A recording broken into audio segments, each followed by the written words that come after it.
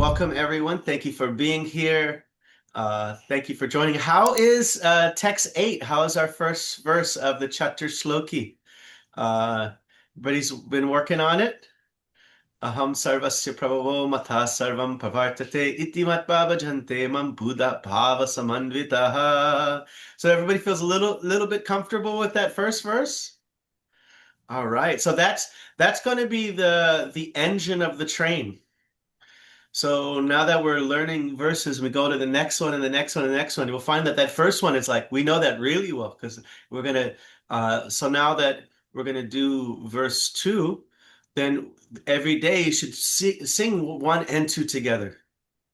That's what I've been doing. Yeah, practice verse 2, but then eventually start doing 1 and 2. Then you start doing 1, 2, and 3. And so the first verse, or the verse 8 of the 10th chapter, you'll know very, very well. And so now we're on verse number 9. So verse number 8 is kind of painting the picture, understanding what is this map called life? What is the circumstance? And we learned that Krishna is the source of everything. These verses are really for the devotees. They're the Bhakti Yoga chapters. And so then the next verse talks about what's the path? What are the activities of the devotees? And so it goes like this. Machchitta makatha prana bodhayanta parasparam katayantascha chamang nityang tushanti cha ramanti cha. Have you guys found the audio? Is it helpful for you? The recordings? It's in now the reads. No. Yes. Very good. Thank you. So Machchitta Makatha Prana Bodhayanta Parasparam Katayantas Chachamang Nityang Tushanti Cha Ramanti Cha. The thoughts of my pure devotees dwell in me. Their lives are fully devoted to my service. They derive great satisfaction and bliss from always enlightening one another and conversing about me. Now, the thing is, Srila Prabhupada, he translates this verse in a very interesting way. And he translates it in a way that the other acharyas, there is something about the English that appears to have a dual meaning. If you examine it, you could pull out a different meaning out of it. And the other acharyas, generally the translation is not like that, but it matches a verse from the Srimad Bhagavatam. So any guess where there could be a dual meaning?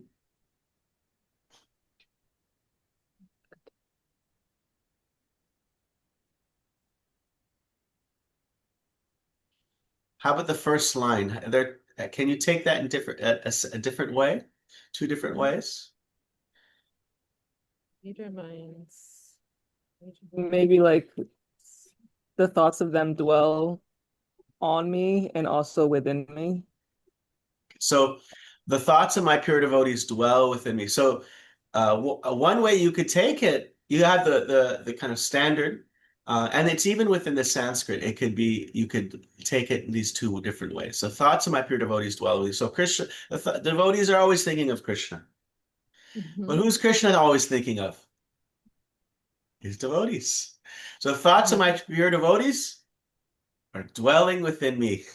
They dwell in me. And so if you look at this verse from the 9th canto, sadavo hridayam madhyam sadunam hridayam twaham mad anyat te na jananti naham tebhyo managapi. The pure devotee is always within the core of my heart, and I am always in the heart of the pure devotee. My devotee does not know anything else but me, and I do not know anything else but them. Oh, wait, let me. So. Yeah, it's that first sentence could be interpreted in 2 ways, right? Yes. Either I'm always thinking of my devotees, or my devotees are always thinking of me. Yeah, I always thought the English there's a little bit of a hidden double meaning, and Mhm. it matches what's Krishna saying here in the ninth canto. My devotees are always within my heart, and I'm always within their heart. So the thoughts of my pure devotees dwell in me. So, and that's not, that's specifically for Srila Prabhupada's translation. You have this double meaning. I believe Jai Hari is here. Welcome, Jai Hari. Hare Krishna. Haribo Faru. Yeah. Bye. Yeah. So here we see Jai Hari. This is what I see here is a double meaning of Prabhupada. The thoughts of my pure devotees dwell in me. So the devotees' thoughts are always in Krishna, but the thoughts of his devotees are always within Krishna. He's always thinking of the devotees. And so you see the ninth canto, pure devotees always within the core of my heart, and I'm always within the heart of my pure devotee. I don't know anything but them, and they don't know anything but me. So much chitta, madgata prana, bodhayanta parasparam, katayantascha chamam nityam, tushanticha paramanticha. So prana means one's life air. This is like, if you watch the movie Brave or any like a assassin movie, they always like they let out a breath, they balance you find so many different themes now where people are like calm their breathing, so they can you hear that the god of might is the wind, and it actually could be more related to like our breathing. That's where, without breath we have no energy. We take away the breath, and then there's also like these kind of energetic forces that are going through the body, the apana, samana, vayana, these different airs within the body. And so prana is this life air. It said that the great demon Hiranyakashipu, due to his intense determination, he kept his prana flowing even through his bones as his body was eaten apart by the insects as he was meditating for thousands of years, standing on the tips of his toes, trying to get immortality from Lord Brahma. So this energy that's going there, this is the prana. And Madgata prana. Where is the prana? Where is the life? Where is the energy of the devotee's life going to? Mat. And does anybody remember what the word mat means? Who it's referring to? Him, Yes. me. So much chitta. Their chaitana, their consciousness is always on me, and their life is just dedicated to me. Gata means to go. This is the word. Gata means to go. So their life is going where? Whew, their whole life air. And it's described that the example is given like the fish without water. If they don't get if they're not getting that connection to Krishna, they feel like if you take them away from the association, you take them away from the kata, they just feel like a fish without water. Like, please give me the devotee association. Please give me the Krishna kata. Please give me the kirtan. I need it. So this is like the fish without water, the person without food. They feel like this is where I get all my enthusiasm, all my energy. So Madgata prana. So on a kind of base level, you could see this is like the body, that their bodies are dedicated in service. But in a higher level, this is their entire being. It's like this is what's going on internally. So the first line is the internal. And the last three, you could say the two lines are more about the external. So who remembers the acronym? BMW. BMW. Yeah. So you find this a lot in Bhagavad Gītā, this BMW, body, mind, and words. I have actually in the corner here, I have a sannyas danda. This is the sannyas danda of His Holiness Praladananda Swami. It's called a Tridandi. Tridandi. The Vaishnava sannyasis, they carry a danda, a stick, I think for the first couple years of their sannyas, they or maybe is it 7 years, they have to go around holding this stick. And inside the cloth, they have 3 sticks that are bound. And then there's one at the top, the little hook of a stick, but it's called, there's one little stick, but there's 3 large sticks. And so those large sticks are the BMW, that their body, minds, and words are fully dedicated to the service of the Supreme Lord. And then the little one on the top represents the soul. So BMW.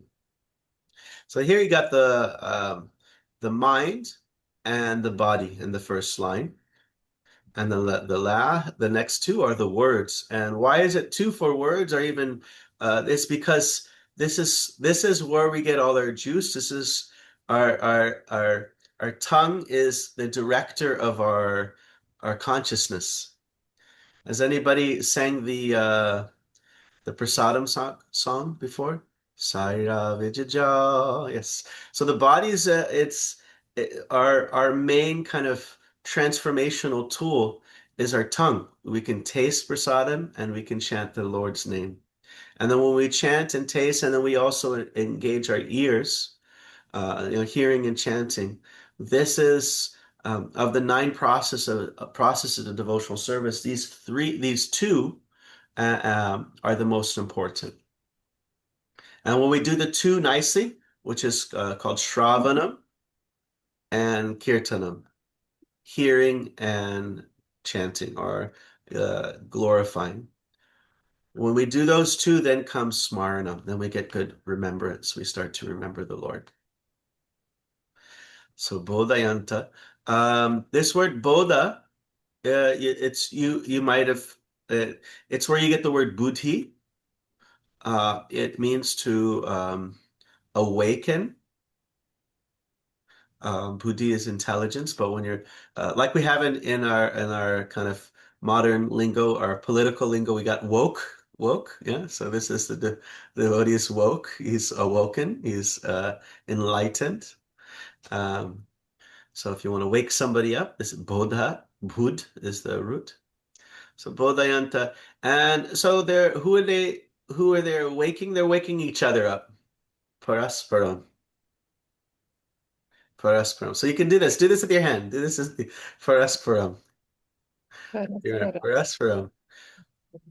Parasparam. Yes. Yeah. Wake up. Do this one also. Bodhayanta. Wake up. Wake up.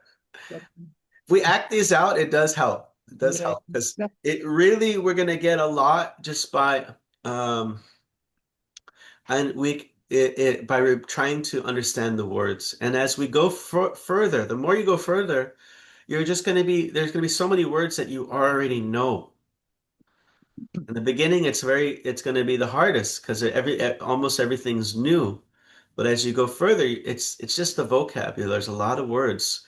Like, how many of you ever heard of the word Krishna Katha? Yeah. Yeah. So Katha means talks about Krishna, and you see it right there. Katayantas. Katayantas. Conversing about me. Katayantas. How many of you ever heard the word Nitya?